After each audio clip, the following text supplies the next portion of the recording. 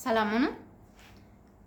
یو سوال چې ډېرو کورنیو ته هم پیدا کېږي چې او ډېر انسانانو ته پیدا کېږي او ډېر په افغانستان کې خپل جواب ورکوي، هغه دا دی چې آیا الله جل جلاله د هر درد دپاره کافي دی؟ آیا مثلا زموږ یو نفر ناجوړه سو، هغه د درملنې دپاره آیا یا یوازې الله جل جلاله کافي دی؟ مثلا موږ کښېنو وایو چې الله جل جلاله ما سموي، الله جل جلاله ما سموي. آیا دا کافي ده؟ زه تاسو ته په جواب کې وایم چې بلې، په بعضې ناروغیو کې یوازې الله جل جلاله کافي دی، لیکن په بعضو ناروغیو کې موږ ډاکټر ته ضرورت لرو، تګ ته ضرورت لرو، معاینې ته ضرورت لرو او تشخیص ته ضرورت لرو، دوا ته ضرورت لرو.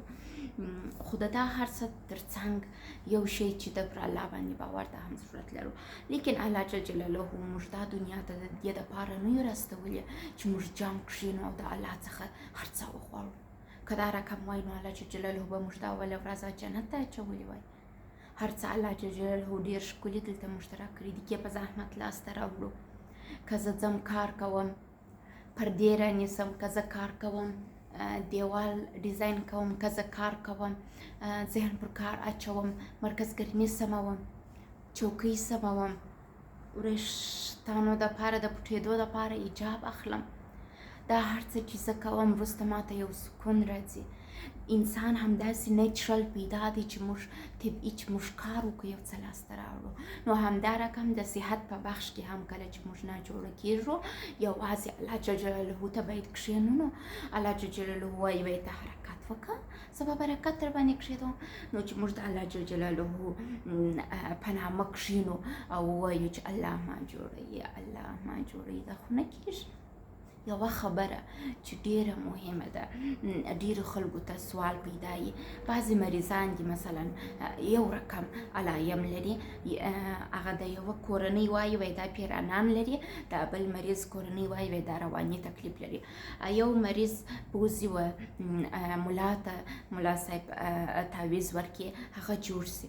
د بلې کورنۍ مریض رواني تکلیف لري، هغه ډاکټر ته بوځي، هغه دوا ورکړي، جوړ سي، خبرې ورسره وکړي، جوړ سي.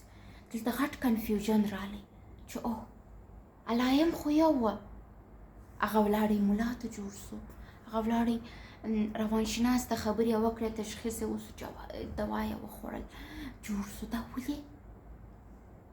د دې جواب درته وایم، تر ننه په ټوله دنیا کې هیڅ ډاکټر، هیڅ پروفیسر او هیڅ ریسرچ دا جواب نه دی پیدا کړی.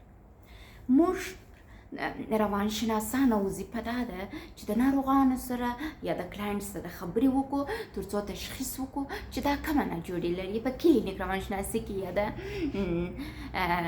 هغه شفاخانې روانشناسي کې کله چې تشخیص وسي، بیا د سایکیټریست یا هم د روان درملنې ډاکټر وظیفه ده چې دوا ورنوشته کړي.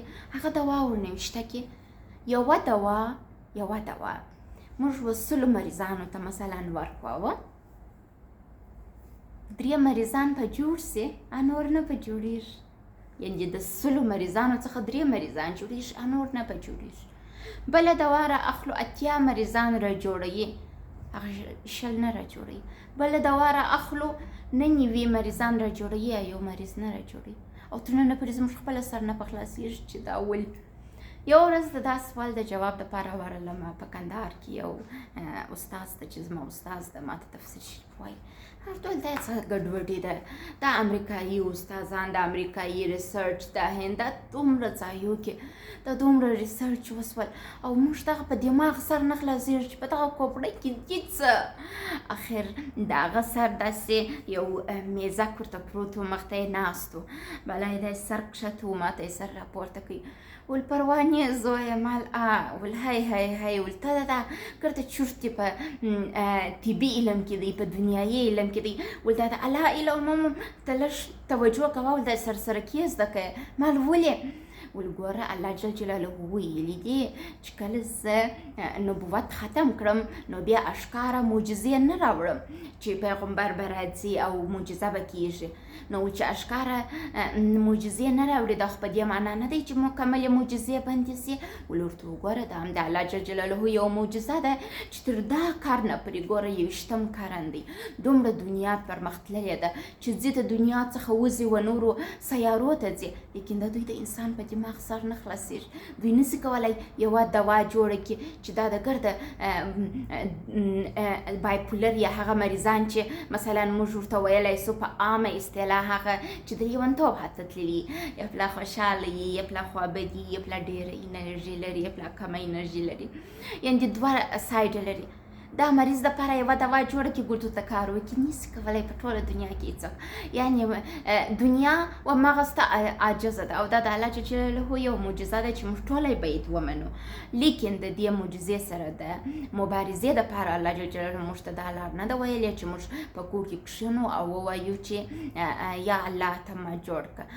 موږ باید کومک واخلو، هغه که د ملا څه یې، هغه که د ډاکټر څه یې، هغه که د روانشناس څه یې، د دوا څه یې باید وکړو. لیکن یو شی ښه په یاد ولري، هغه به هغه مریضانو ته چې مثلا ملا فایده نه کوي هغه دې کوشش وکړي چې ډاکټر ته لاړ شي، او هغه چې دی چې مثلا ډاکټر نتیجه نه ورکوي په 10 کاله 20 کاله هغه دې کوشش وکړي چې تر څنګ ملا او دین او قرآن او خپل هغه څه ته فالو وکړي. ګورې زه دلته د دې لپاره نه یم راغلی چې کمپلین وکړم دین ته، خو بیا هم وایم هر شی چې ستاسو دیني وه هغه ته رجوع وکړئ، لیکن هدف مو دا نه ده چې دین تاسو جوړوي. موږ وایو که چې تاسو د ډاکټرانو سره ډېر لوی پرابلمس لري تر څنګ هغه هم فالو کړئ، او که چیرې تاسو د ملا سره فالو کیاست لږ طبابت هم فالو کړئ تر څو وکولی سئ صحیح صحت ته ورسېږئ.